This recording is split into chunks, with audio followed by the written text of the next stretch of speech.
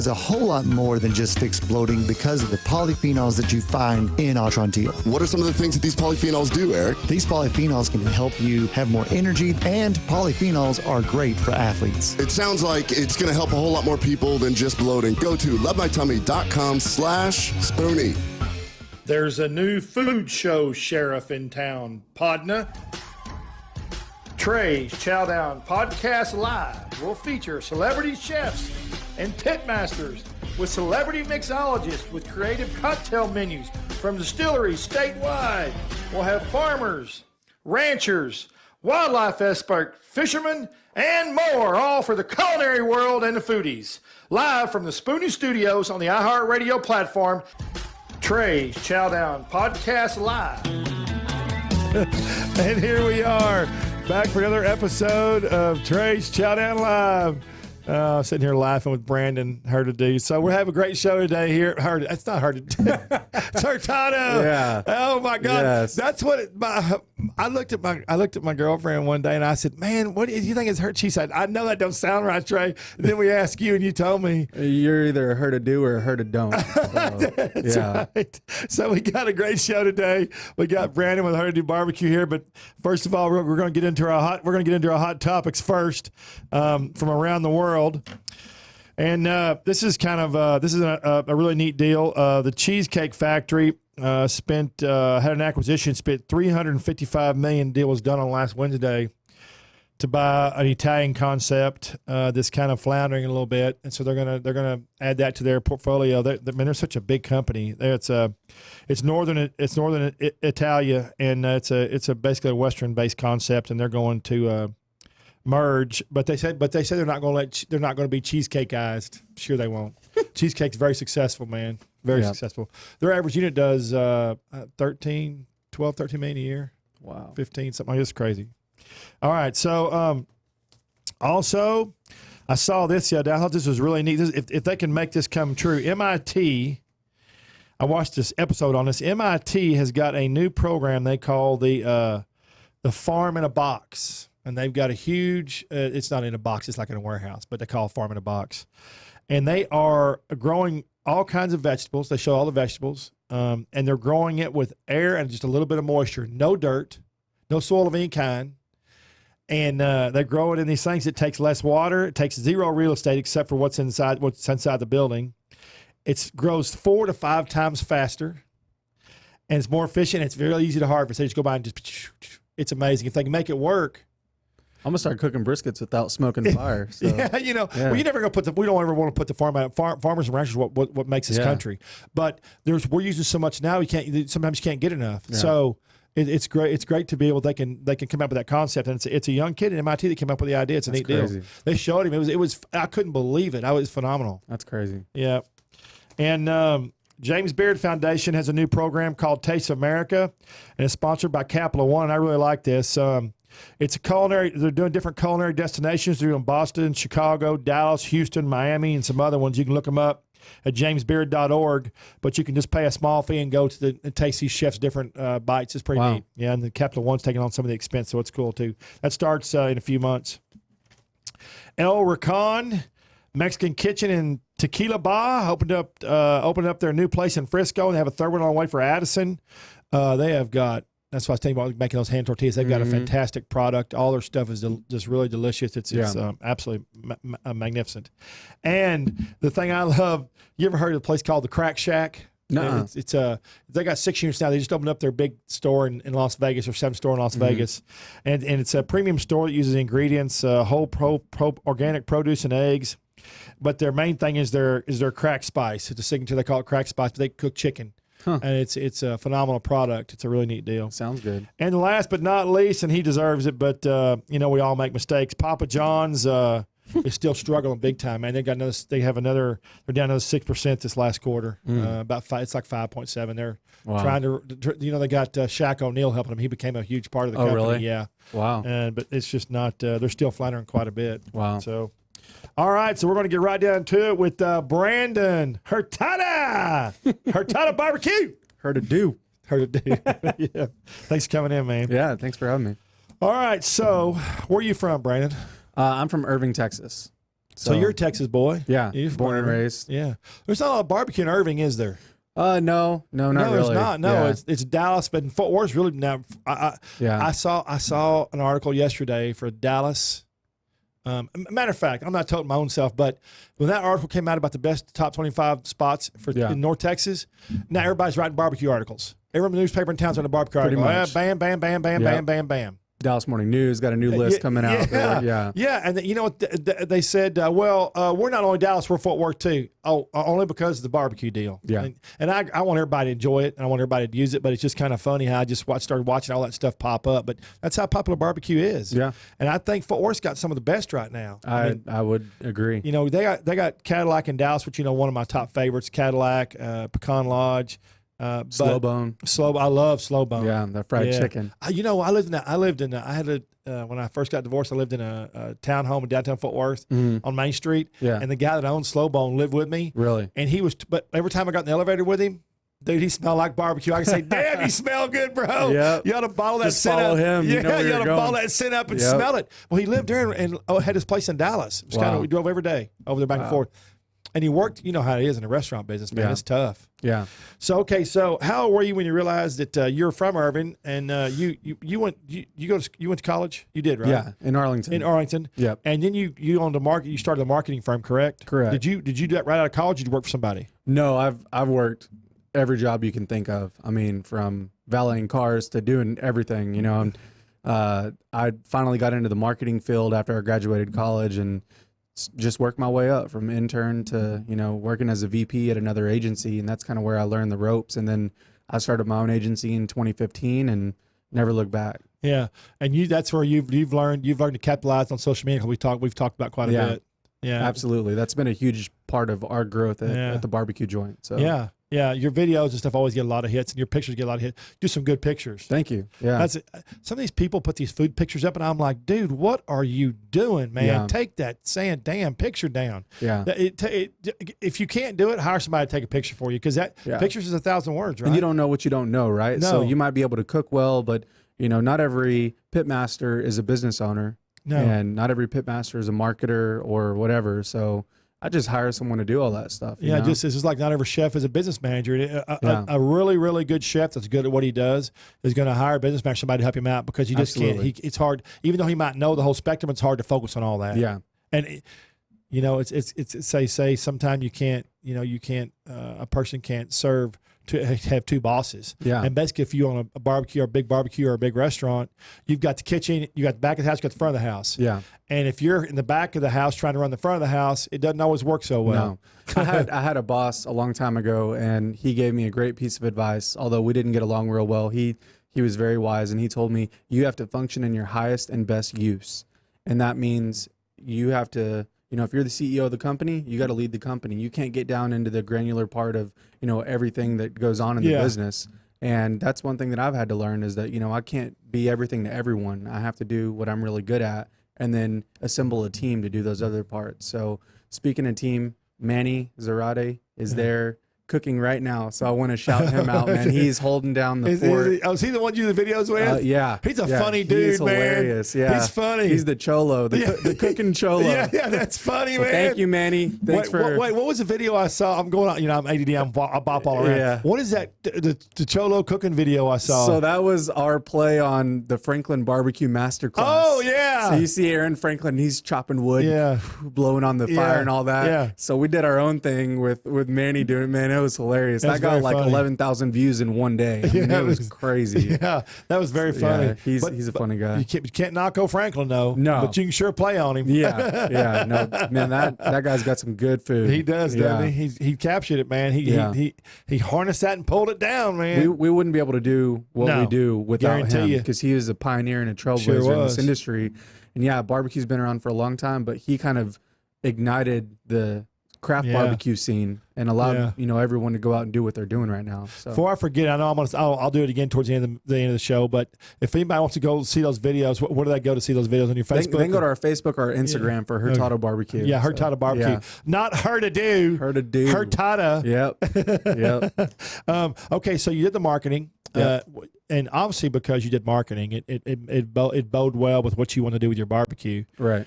How long did it take you did you fall in love with marketing, or just something you just fell into? It's something that I kind of fell into. So I started out as a writer, and I feel like that's something that every marketer, every communications person has at their core, is that you have to be a good writer, a good communicator. Sure. So I started out, I was at a printing company working in customer service years ago, just answering phone calls in a call center. And my boss asked if I would write a blog because she saw that I could write well. And so I wrote a blog for them. And at that point, I wasn't even sure whether I was going to finish college or not. And so then I was like, oh, I want to be a journalist. So I went back to school and, started going to community college and taking journalism classes. And then I went back to UT Arlington and changed my degree to public relations because they're like, if you're going to be a journalist, you're going to be homeless. So yeah, you're going to be broke. So I guess it used to be they're real popular. Now they're rare. And you can be a journalist, but you got to be one of the top echelon. Yeah. But your journalist has got to be social media and website bound too. It's not just writing. Journalism is really transformed. So now you have to be able to do video and you have to be able to produce and do everything. So take good photos. You're not just a journalist. You really are a marketer yourself. So that's kind of what I transitioned into, was PR, and then I got into marketing and advertising, and man, I love what I do. Yeah. I love it like I love to cook. So it really is. You've married the two pretty well. Yeah. Yeah. But you made a good point, because when I left Fort Worth Magazine after writing for them for food and doing my blogs, I had a big change to make, and after I started the website, I have an editor. I mean, I write my story and that's it. I give it to her. Yeah. And then she does the stuff. We post it. And then the one thing about me is that I'm super, super, super picky. So I have to see, I do all the photos. Yeah. I mean, I see every single photo. That's a photo. Is it the best way to say it? The photo is the only impression somebody might see. Yeah. And that's what grabs them. And if they don't like that photo, they're not going to look. They're not going to look. I mean, people are, society today, their train of thought has just, it's, I don't know, seconds. Absolutely. Seconds. So it's, the picture is really super important. Sure. So you had to be able, I couldn't do it all, man. I couldn't write and edit. First of all, my grammar English spelling is terrible. Yeah. I can't even find a program to figure out what I'm saying half the time. My program just gives up on me. Yeah. Stop, bro. Get somebody to help you. Predicted text is not our friend all the time. That's for sure. Yeah. Oh yeah. Yeah. Oh yeah. I have to turn mine off. Yeah. Because I send stuff that is not right. Okay. So when did you have your first? When did you decide you wanted to start? So you did the marketing. You still have your firm. Yeah. When did you decide you want to start cooking barbecue? Because it's a really interesting concept, kind of what you did. Yeah. So I started really just with a smoker in my backyard. Small smoker? Small little offset smoker. It was my dad's. Okay. And he's the one that kind of showed me how to, smoke meat and stuff like that growing up. He worked for the city of Irving for 30 plus years, and he would always cook for their company parties. So I'd be, in the backyard with him cooking and stuff like that. That's cool. And, last year I joined this group on Facebook called North Texas Barbecue Addicts. I'm on there. And so I saw a lot more people. I was like, man, this is a really big deal. Like, I love to cook. I cook all the time, but I wasn't like that engaged and involved in barbecue as I am now. So that, I started cooking more stuff, putting pictures on there, and then I got a trailer smoker and upgraded, and I was like, okay, this is huge. This is the biggest smoker I've ever seen. And what made you go from the little offset smoker to the big trailer? That's the big trailer smoker I saw at Hot Fusion? No. That's a different one. Okay. That was one trailer smoker ago. Okay. So you went from the little offset to a bigger trailer model. Yep. What made you make that leap? Were you going to do it commercially or just for yourself? It was my birthday, and so I felt like I deserved it. And I was like, man, I'm going to give myself a birthday present. Yep. And I'm going to start cooking all this meat and, just have this big smoker. So it was kind of I found that on Facebook Marketplace. My parents, they live out in Brownwood now, and they have a ranch out there, and this guy had a smoker for sale, and I was like, well, damn, I'm going to... It's your birthday. Yeah, it's I'm going to go spoil it myself. I wanted a Range Rover for my birthday, a new Range Rover. My girlfriend said no. Yeah. She said, don't you dare. Wait till Christmas and ask her again. Hey, well, that's a great story. Go ahead. So, I bought that smoker, and, knowing what I know now about barbecue, I probably would have never bought it, because it had, a smokestack that I had to go in and have refabricated and whatnot. But was it rusted out? It wasn't rusted out. It had two stacks coming out, and the temperature, the draw wasn't real good on it, so the temperature wasn't super even. So a buddy of mine at Unique Stainless Designs in Irving, he went and fabricated the whole stack and redid everything on there, and it worked really well after that. But so when you explain to people that understand, when you're talking about barbecue, talking about the draw, what happened was you had 2 stacks and you had one pulling up more heat than the other one, so it was cooking the meat unevenly, exactly. right? Yeah, absolutely. So it was hard to hold temperature real well in it. And I ended up selling that smoker, and I bought a 750-gallon trailer smoker, which, you know, I was like, again, this is the biggest smoker I've ever seen. This is huge. I can cook all this food on it. And, you know, I had AJ from AJ's Custom Cookers do some work on that one. And Zavala's Barbecue in Grand Prairie, we got their trailer, their old trailer that they had. And we put it on there. Guys. Man, they're awesome. Yeah, they're good buddies of ours. So we had that mounted on there, and, you know, it served us real well. And now we're upgrading to 2 new smokers, 2,000-gallon smokers from at your new restaurant, AV Mays up in Lubbock. Yeah, at the restaurant. And those, I'm sure as they get here, I'm going to be like, this is the biggest smoker I've ever seen. It's going to be huge. Are they making them there and then haul them down? And they're going to set. You're going to set them or be on trailer? No, they're going to be on skids, so they'll be in an actual smokehouse. And so they're not really not movable. I didn't know if you can put them on trailer where you can move them or whatever. Okay. We're going to keep the one we have for festivals and stuff like that. Like, we're doing Smoke Dallas this year, so we'll have that one for that. I'll be there. But I'm always at Smoke Dallas. Yeah, it's going to be fun. It'll be a good time. It's a good festival. But you got to get there early. If you're listening to me, you're going to go do Smoke Dallas, you better get there early because, man, if you don't, woo, and you better hope it's not hot. I've gone, the first year I went, it was blistering hot. The second year was cool. Third year was cool. Then the fourth year was blistering hot. So you just, it depends on the shade. Probably going to be hot this year. Probably going to be hot. So about the temperatures that we got now. Yep. So you got that second smoker. And so did you, how much did you cook on that before you decided to sell it? You know, the one that I have now? No, the one where you had the guy do the fabrication. Man. So we did a few pop-ups and we were you were doing commercial at that time then? Yeah. So you were taking that smoker that you had the work redone on, you were doing pop-ups, okay. Yeah, so we were doing a few different pop-ups at breweries around DFW, and I was just like, man, I'm not able to make enough food on it, you know, and it was great for what we had at the time, but I needed something more. So for people listening, explain to them what a pop-up is. Some people might not know what a pop-up is. Maybe they do all do, but I like educating people. So pop-up barbecue is basically where you have like a brewery or a distillery somewhere that they don't serve food, and the concept works really well because it benefits everybody. Sure, but everybody makes money. Everybody makes money. Gets served, and their customers are able to drink longer and have a better time because they're eating food. Right. They're having a good time. Not sitting there getting hammered. They're not sitting there getting hammered. They're able to eat food, you know, and stay there longer, and it's a good way to get your name out there. So we've done, I think I counted like 35 pop-ups, something like that. In the last year. Somebody calls you. It's basically kind of a business partnership. They call you.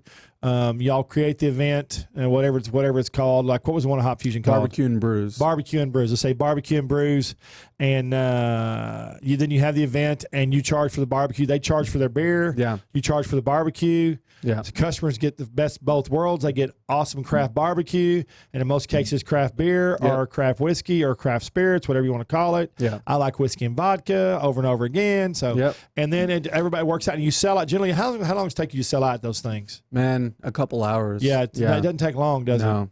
You get a good crowd coming. I mean, at Hot Fusion in Fort Worth, we'd have a line out the door, and we're I need to get there early. I was there early. I was one of the first ones, and they just started stacking up behind me, man. They were like going. It was going nuts over there. Yeah, it was crazy. I mean, what number was that on the pop-ups that you did? Ooh, that was probably number 4. Okay, yeah. So you were fairly. What was your first pop-up you ever did? It was at Division Brewing in Arlington, yeah. Yeah, that's where I went over there one day. You came out there again, yeah. So we did just tacos for that one. We just cooked brisket and all that, and made tacos, and we sold out. And I was like, man, this is crazy. And it's crazy to see like how our food is transformed and evolved over the last year from that first pop-up we did to where we're at now. And that it excites me for where we'll be a year from now or even 6 months from now. In this business, you have to transform. You have to evolve every day. I don't care if you're doing barbecue, hamburgers, burritos, high dollar steaks, French meals. If you don't evolve every day in the restaurant business, guess what happens after a couple of years? You wind up not being in business. Yep. You have to evolve everything from your menu. You have to make changes. You have to, keep your staff refreshed. I mean, it's a constant battle. And the biggest thing is you have to not be adverse to change. You have to listen to your customers and your employees and take that feedback and utilize it, because that's the best thing that you can get. Got to be open-minded. Open-minded. Yeah. Like my granddad used to say, you know, back he used to tell everybody, but he used to say, business is going to have changes. What you need to do is hire the best people to do the job and let them do it. Yep. Because if you try to micromanage them and you try to do a little bit of everything yourself, you're not going to be able to do your job as a boss. Right. And we talked about that earlier too. Yeah. But Absolutely. yeah. So that was your first pop-up, the Division. I like Division Brewery. Yeah. That's a neat little brewery. They got a neat little thing going on. That's kind of a clique over there, isn't it? Yeah, they're good guys. Yeah, they're good guys. I don't know if I told you. I may have told you that day, but I was one of the original test gurus for them. Really? Went to their house. They said they're going to open a brewery. Yeah. We went to their house. They've been brewing beer at their house. Mm-hmm. He had a really cool house. I remember it was a neat, kind of an old 1960s retro. It was a cool house. Yeah. I mean, we tried a bunch of the beer there, and they wanted us to list a bunch of stuff. Yeah. Mark them how we liked them. Yeah. And it was cool. That's and awesome. And I forgot about it because I go to so many damn things I forget about it. Yeah. And he came out and introduced himself. And I said, "Hey man," he said, "What do you think?" I said, "Oh man, I couldn't believe they'd done it. It was fantastic." Yeah. They have like their menu's constantly changing. We talk about change. Yeah. Every week it's always changing. They have new beer and stuff New like that flavors. they're working on. Yeah, they were doing like a cucumber infused beer the other day. Was it good? It was Cucumbers, great. Yeah. cucumbers fresh. Yeah. That should be good. It was great for the summertime. It's 105 degrees outside. You taste something that's refreshing. Yeah. It's called Veggie Tales, I think, and it was good. Veggie Tales. That's a great name. Yeah, they're always coming up with. You know stuff what like else is oh shit! I can't do the table. He gets mad at me. He gets mad. He gets mad at me when I hit the table. We got ricochets. Mojitos. They're the same way. You know, very. I can't have a whole lot of them because I'm a big whiskey and vodka drinker, but they're good. One or two's good. Yeah. When it's hot. Sure. You know. Yeah, they're real sugary, but you can have a couple of them. I'm not a big sugar guy. I used to eat my dad in 1970. We spent the year and we spent that whole summer in Europe. And my dad drove us all over Europe. He bought a car in Germany and drove us around. And then we went to the Hurtado Gummy Bear Factory and took a whole tour of that because we were in the restaurant business at that time. And Dad knew everybody. This guy got us a tour at the Hurtado Gummy Bear Factory, and we toured the whole Gummy Bear Factory. And at the end of the tour, we each got a big box of gummy bears for Hobos, and there was 40 something, I think 40 if I remember right, between 40 and 45 bags of gummy bears. And I got one, my brother got one, my dad got one. And that was I fell in love with gummy bears. And so ever since then, sometimes I would eat a package, still to this day, I would eat a package of gummy bears a day. Good Lord. And it was starting to show, so I didn't want to look like a gummy bear, so I had to back off a little bit. Yeah, exactly, man. I don't want anybody to call me old gummy bear Trey. Yeah, Gummy Bear Chapman. I tell you, man. I tell you. Yeah. All right, so you did that. So you got your pop-up. And you got that second smoker. You know, I like to go in evolutionary in chronological time. So when you got rid of that smoker, that was that the smoker I saw at Hop Fusion, the third smoker. So on the big trailer. Yeah, that's the one we have now. Okay. Yeah, and so it's got lights hanging from it, so we can have some light while we're out there at night. And you have to haul that, but do you haul it over there before? Because you can only haul one thing at a time, right? Yeah. So we would just take that smoker, wherever we were doing a pop up at.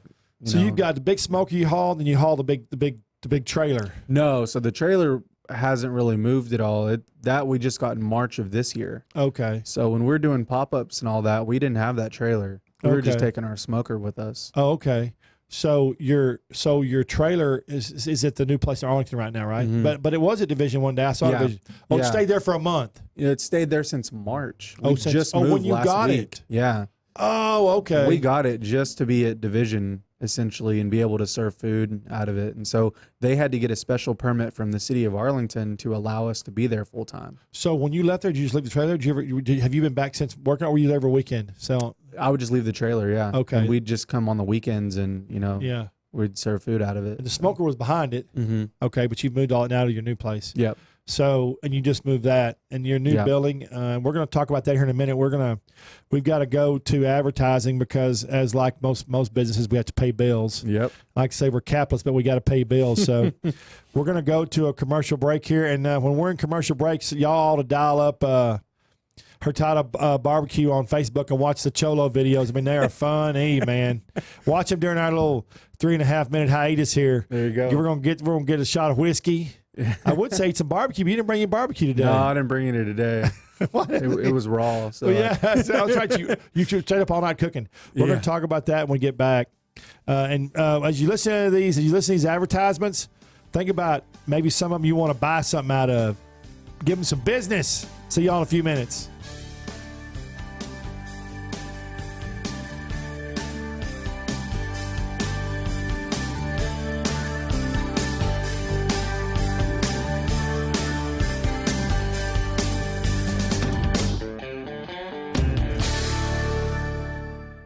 If you're trying to quit drinking or doing too many drugs, listen to me. You don't know me and we'll never meet.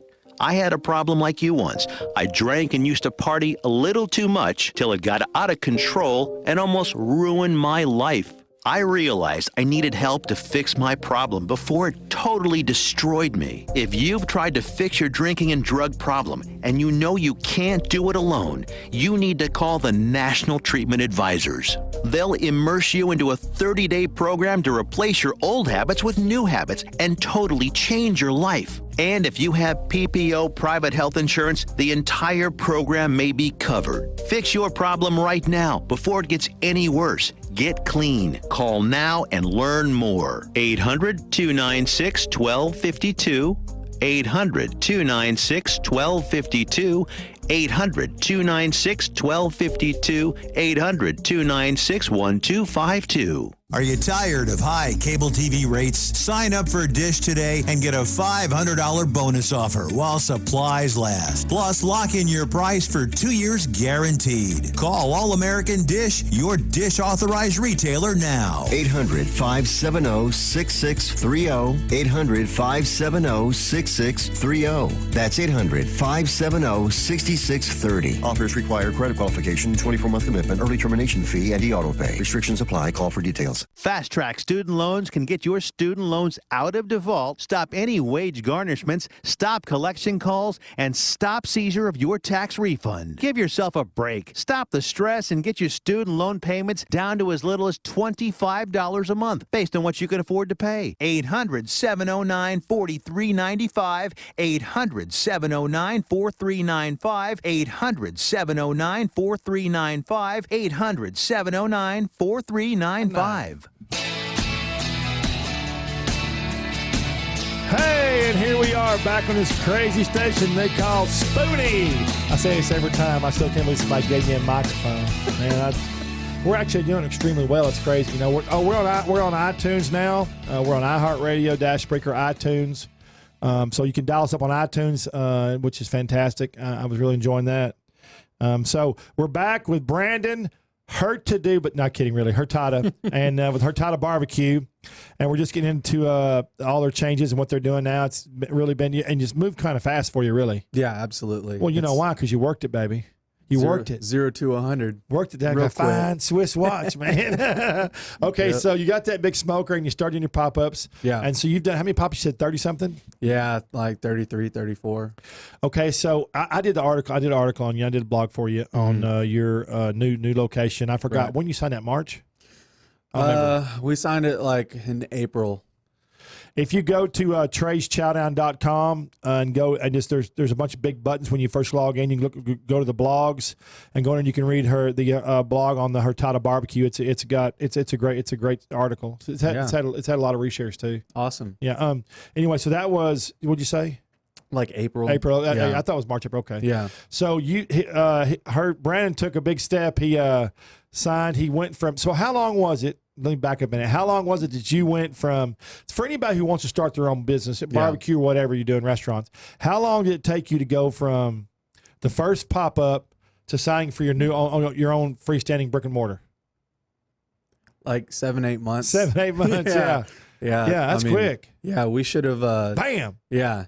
I mean, I'm not the kind of person that just sits is going to around, sit idly by and watch things go on. Like, if I'm going to do something, I'm going to do it, and I'm going to give it 100%. So that's what we've been doing. I mean, we work, 35 hours on the weekends, just being open 1 or 2 days a weekend, you know, and it's a lot. So that, and working my agency full time. You know, where's your agency? Where is that? it's literally like half a mile, maybe a quarter of a mile from the restaurant. That's good. That's good. It's walking distance. How you keeping that business? Hey, right here. Yeah. Grabbing distance, man. Yeah. You're like watching them apples in that bushel, aren't you? Exactly. Yeah. So I can look out my window with my binoculars and see the smoker. You know. That's make sure it smokes. Hey, that one don't look right. You need to put a little more rub on it. A little too much smoke. Yeah. That smoke don't look right.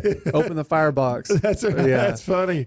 Okay, so you signed your new building. It looks phenomenal. So tell us about what went through your mind, the process. Yeah.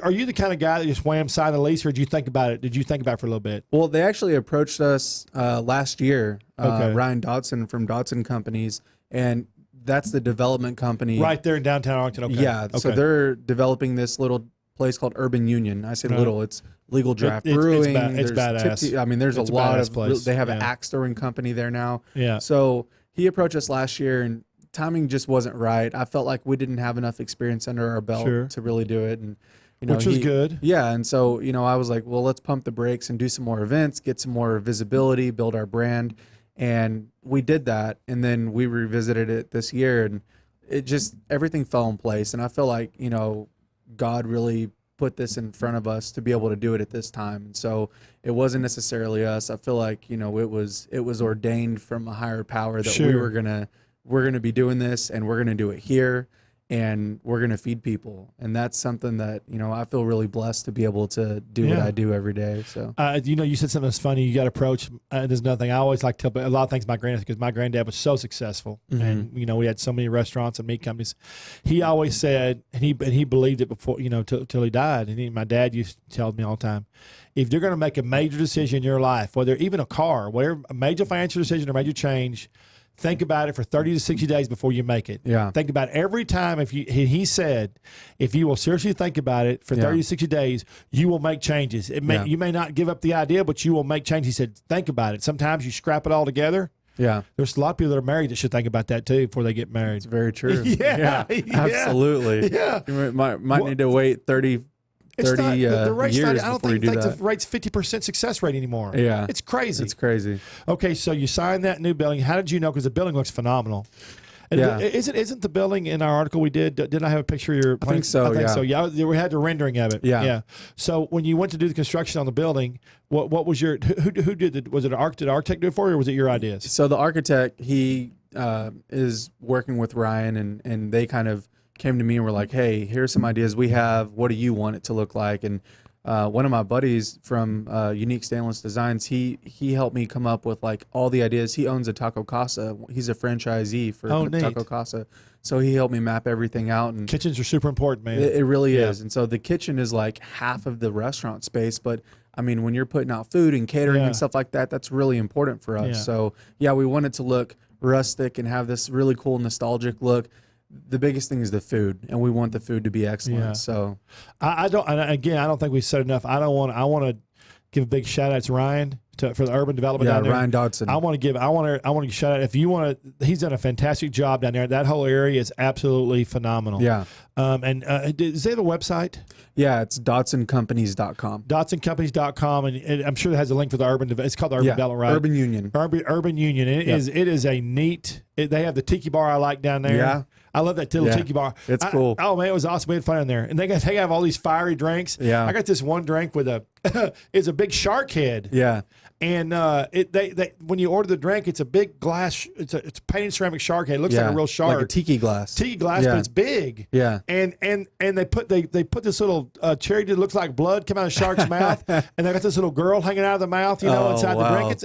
It's fantastic. They do a great job. Yeah. But they've got that. They've got some breweries down there. They've got what's the pizza place coming in down there? Cane Rosso. Cane Rosso. I love that place. Yeah. And you're gonna be right there with them. But the whole area, the whole development. Arlington needed that. He did a fantastic job. And the Tipsy Oak is another restaurant. I love right Tipsy there. Oak. Great and burgers. Kevin has been amazing helping us. Just kind of, he has a restaurateur background, and he's really helped us kind of move along and progress. And anything I need, sharing phone numbers with all the contacts he has. I mean, it helps to have a good network. I like his building. I like the entertainment areas, and he's got good food. Yeah, he's got amazing. great burgers. Yeah.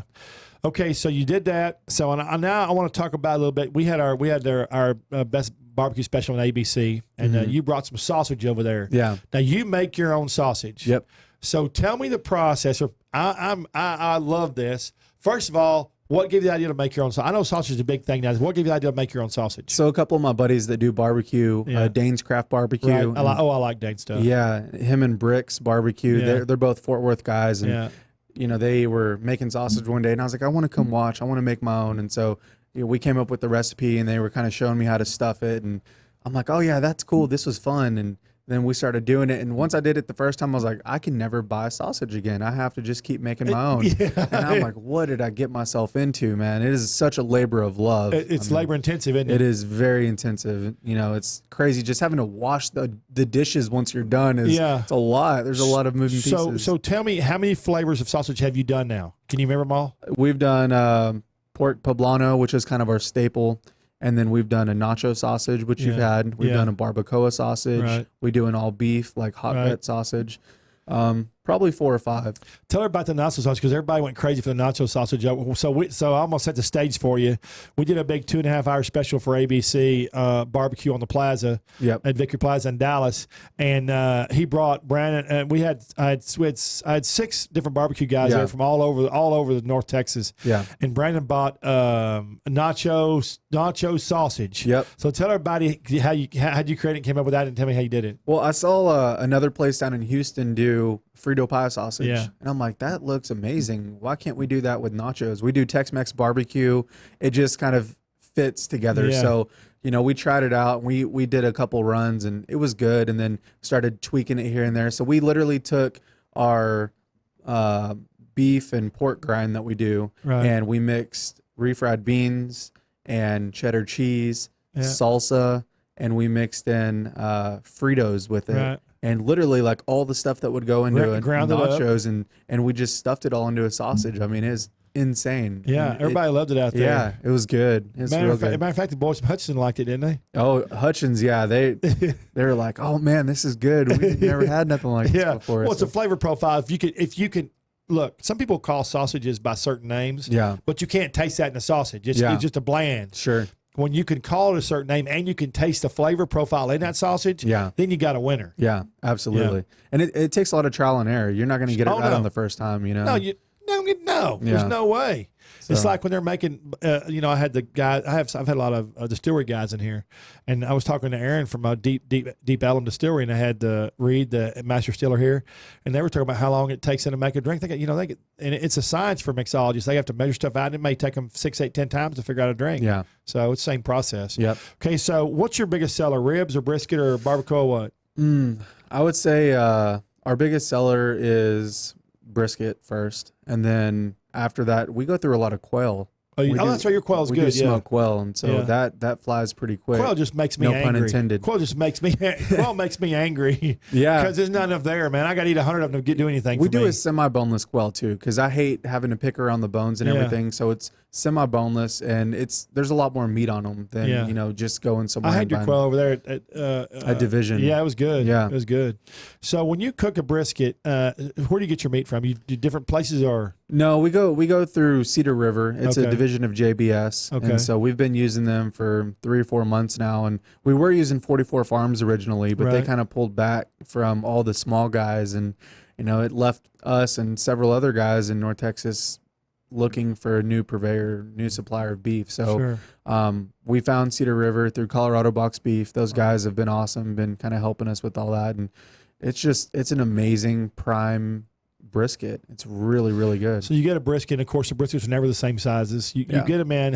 What's your preparation time for your brisket? How do you do it? Do you trim them? Yeah, so we trim them to spec, usually about 1/4 inch of fat, across the whole thing, and then we have our own slather that we make with mustard, a little bit of hot sauce. Is that proprietary?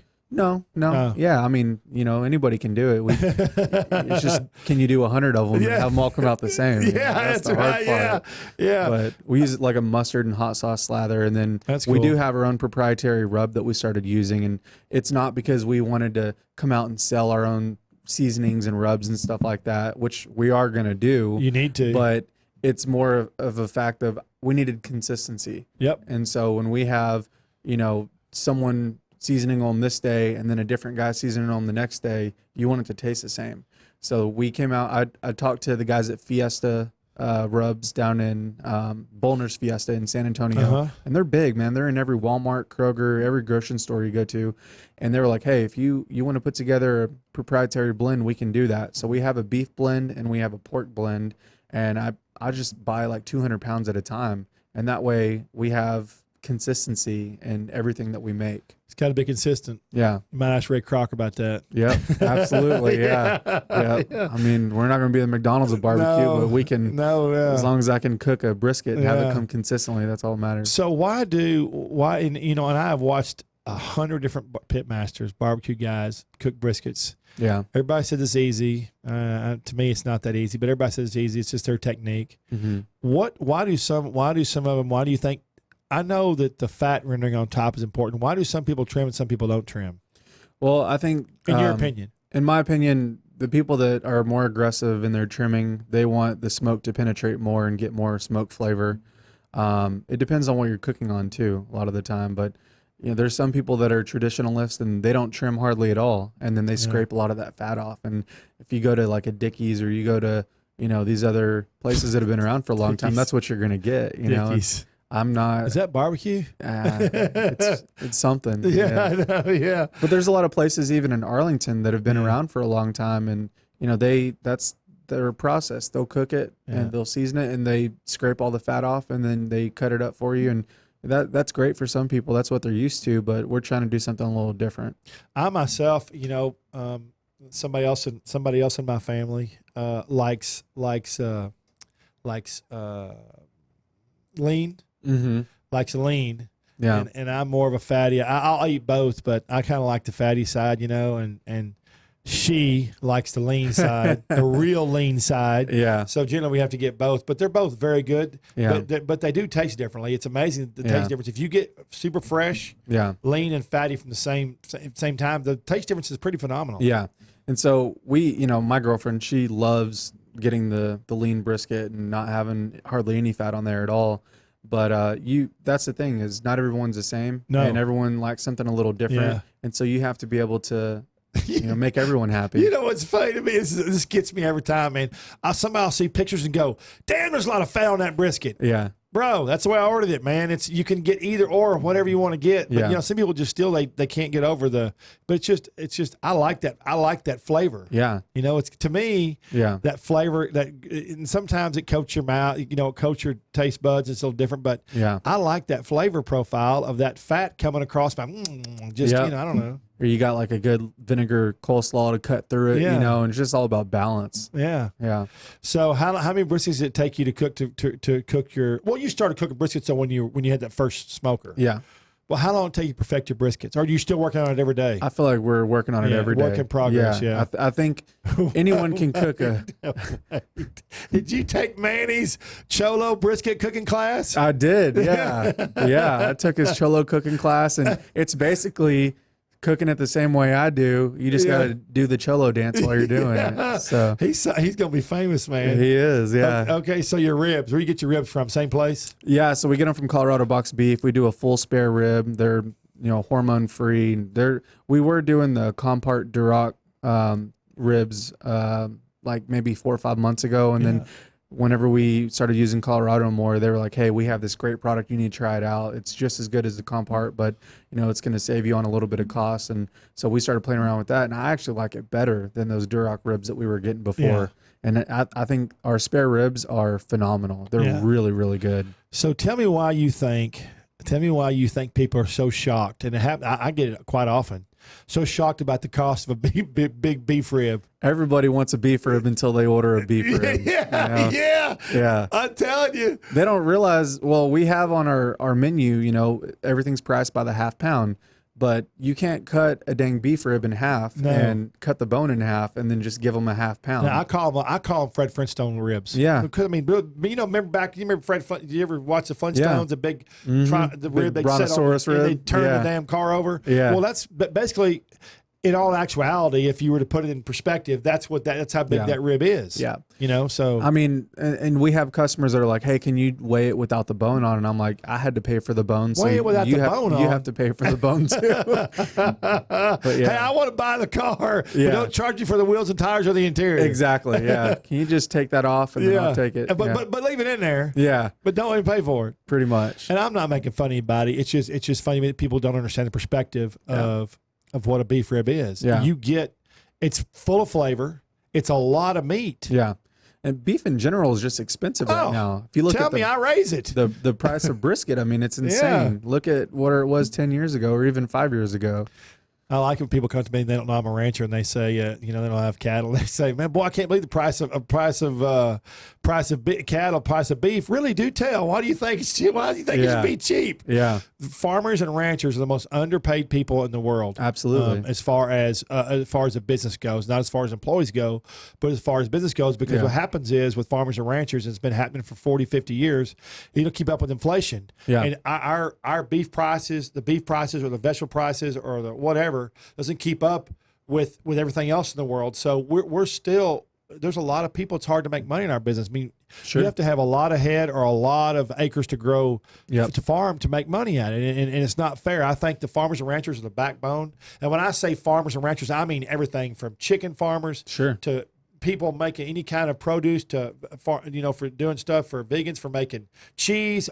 Farmers got a big classification now. Absolutely. But they're vital to our society. Yeah. And I don't think they're treated right. Just my opinion. 100%. Yeah. I agree. So if a beef rib costs it more, you just got to pay it. Yeah. It's just, and I don't understand. You know how much it's going to cost for your order, don't you? Yeah. I mean, I know it's always up there. Yeah. And the biggest thing is when we get a review or something like, oh, well, the food was amazing, but it was expensive.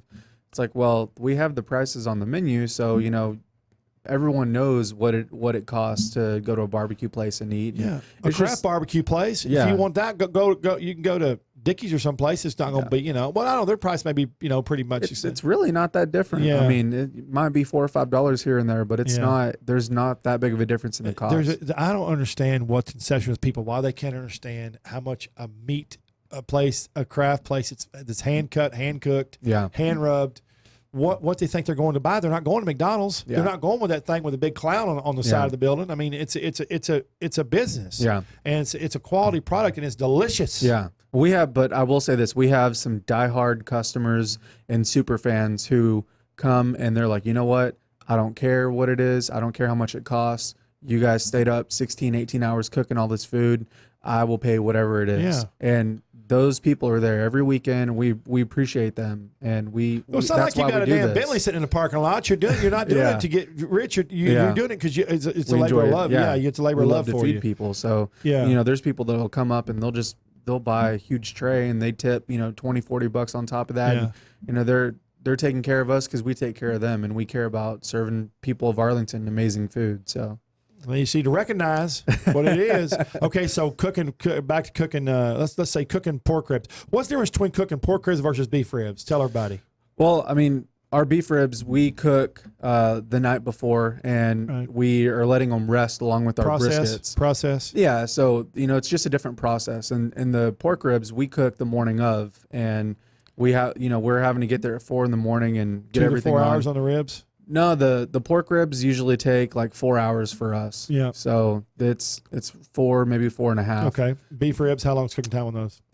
It can be anywhere from like 8 to 10 hours. It depends. Get that real tender fall off the bone. Yeah. Oh yeah. Boy, I had some over there at Cadillac one day. Man, damn, it was good. I've yet to make it over there, and I really want to go. I'm always cooking or working whenever they, when they're open, because they're only Thursday, Friday, Saturday, first Saturday. I went over there early one morning and talked to Todd, and I got over there. We were like the second person there, but we were talking to Todd, and the guy asking me, he says, Todd, why are you only open 2 days a week? And he said, well, because one day a week wouldn't pay the bills. Pretty much. Yeah, it was funny. Yeah, but it was accurate. Yeah, but they're open 2 days a week, and they're open every third Saturday. Okay. So, but the line stretches literally 2, 3, 4, 5 blocks long every time. Yeah, people know it's good. Yeah, you know. They have all these rules about, if you have more than 2 in your party, have those late in the lobby, we'll order for you. Because they need to keep people moving because they're just so busy all the time. Especially when it's 105 degrees outside. It's hard to leave people waiting out there. That's a love when someone wants to stand in line that long. It's just like at Franklin's. Yeah. Well, they do at yours too. Yeah. I've seen them stay at yours. I've seen big picture long line at yours. Every Saturday. Yeah. We opened last weekend for the first time at our new place, and I didn't know if people were going to show up or not. And you didn't know people were going to show up. Quit acting like that, Brandon. We're at a new spot. People thought that we were still at Division Brewing. This is Brandon and Hurtado trying to be modest. It's true, and we didn't have a lot of pre-orders last weekend, so I was like, okay, well, I don't know if people are really going to show up or not. And as soon as 10:45, 11 o'clock hits, there's 30, 35 people waiting in line. Yeah. Like, man, every weekend it's crazy. Isn't that awesome? Yeah. They love We're you. really blessed. So I saw where Zavala's put a fan up. Yeah. Did you see that picture? What did he say? He said, we're getting fancy. Yeah, we're getting fancy. Yeah. I thought that was funny. He's a funny dude. He is. He looks like he's quiet, but once you start talking to him, he's not quiet. No, he's not. No. Yeah, He's Joe's awesome. a funny guy. He's a very funny guy. I loved having him over there too because I got to meet him. And he's got a good crew, man. That's the biggest thing. You got to have a good crew. Man. Surround yourself with people that care as much as you do. Yeah. And we have an amazing crew. My girlfriend, her sister, she Yeah. makes our cupcakes. Manny. Wait. What cupcakes? Oh, you didn't have our cupcakes? You've been holding out on me. No, sir. Cupcakes. Banana pudding cupcakes. What? She has like an Oreo cookie cupcake. Either my girlfriend didn't tell me because she wanted to take them all, or you're not telling me. Which one is it? It was probably your girlfriend. Yeah. But yeah, we have, it's craft cupcakes essentially, and we have them every weekend. They're really, really good. So she makes all those. Mm-hmm. That's awesome. So you got all the barbecue. Yep. So what's your favorite thing to eat? What's your favorite piece of what's your favorite piece of barbecue? Then I want to know what your favorite thing is to eat. What's your favorite? As Brandon, when you're not just hanging around, what's your favorite thing to eat?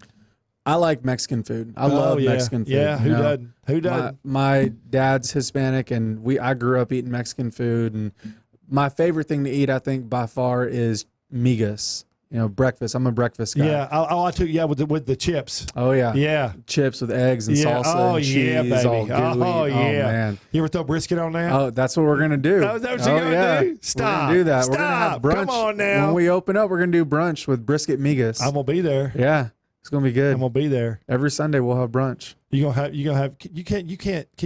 can't serve alcohol. Yeah, you can. We're doing beer and wine. Oh, you are. We'll have mimosas and everything. Mimosas, that'll be good. It'll be good.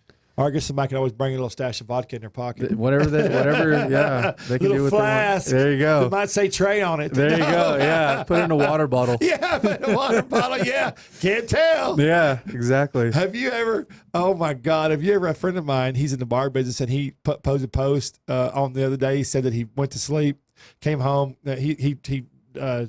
He does a lot of work for a lot of bars on 7th Street and just all over Fort Worth. And I think he goes to Austin too. But he said he had a long night. He got home and he went to bed like 3 or 4 in the morning. He woke up and grabbed a swig of water, but it wasn't. It was vodka. Oh man! God! He put he said he almost threw up. Oh my God! Yeah, that's why you don't keep bottles of vodka in water bottles around your house. Same thing. Yeah. Okay, so you've got all kinds of craft barbecue. What's on your menu? You've got brisket, you've got sausage, you've got pork, you got beef ribs. Beef ribs all the time. Beef ribs we're just going to do on Saturdays. Okay, so beef ribs on Saturdays. And you got craft cupcakes. Quail. And then we do, we're going to have barbacoa periodically too. Yeah, so beef cheek. Barbacoa, beef cheek. Yep. So, some people have no idea that's beef cheek. Yeah. When you say beef cheek, they're like, what the? Yeah. So I just say barbacoa just sounds better. It sounds better. People say beef cheek. Well, I'm not going to eat beef cheek. They don't know. They eat. They're like, what is? Oh, my God, it's delicious. Like they'll eat tacos de lengua, but if you tell them it's cow tongue, like, oh God, Yeah. What is that? My brother does cow tongue, and he loves to cook oxtail. Yeah.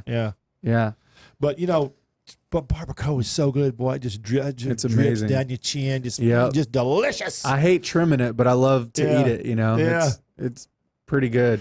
Okay, so barbacoa, and then you make your own tortillas. Yep. So we have flour tortillas instead of bread. That's just something that's a little bit different, and I feel like it kind of changes things for us doing the whole Tex-Mex thing. But we have Hatch chili mac and cheese for our sides. Right. We make all that from scratch. We do smoked elotes, so the corn in a cup, and we have our own Serrano coleslaw that we make. Yeah. And, we actually went to Benny Keith and told him, we're like, hey, we want something consistent. This is our recipe. And they literally ship us all of our coleslaw it's not pre-mixed. We mix it, but it's all bagged individually and it's portioned out. So again, it's all about consistency and having all that. So okay, so somebody wants to find it. HurtadoBarbecue.com. Yep, HurtadoBBQ.com. HurtadoBBQ.com. Yep. HurtadoBBQ.com in downtown Arlington in the urban Union Development. Yep. If you're trying to find me, as always, it's Trey's Chowdown. I tell everybody every week, Trey's Chowdown. And that's Trey with an E, because all the good Treys respect with an E and not an A. Unless it's a Trey barbecue. Unless it's a Trey barbecue. Yeah, well, that's quick. You got me on that one. And, of course, Spoony.com. You can find us on Facebook, Twitter, Instagram. Hook me up on Instagram. You need to hook Hurtado up on Instagram too. Yep. And you can see some of the Cholo videos, the Cholo Master Cooking video series. Manny's Masterclass. And again, Trey'sChowdown.com. And you can go to my Trey's Chowdown live link, or you can go to look us up on iTunes now, iHeart, Dash Radio, and of course we are now transported every week. They're different radio stations are now every year in our show. Awesome, which is really neat. What about Spotify? Yep, Spotify. Yeah, and it's absolutely fantastic. So we're looking forward to next week's show. I don't know who I have. Ron, I don't know who I have. I'll have to look it up. See, you don't know. Anyway, we're looking forward to next week's show, but I want y'all to please tune in and share our shows. And go to our Facebook page and invite your friends. We're really looking forward to meeting new people and seeing new people. It's just we're growing at a rapid pace, and we really enjoy what we do. We're passionate about it. As always, I believe food is the exploration of the palate. Try something new. You don't know if you might just like it. See y'all next week. Adios.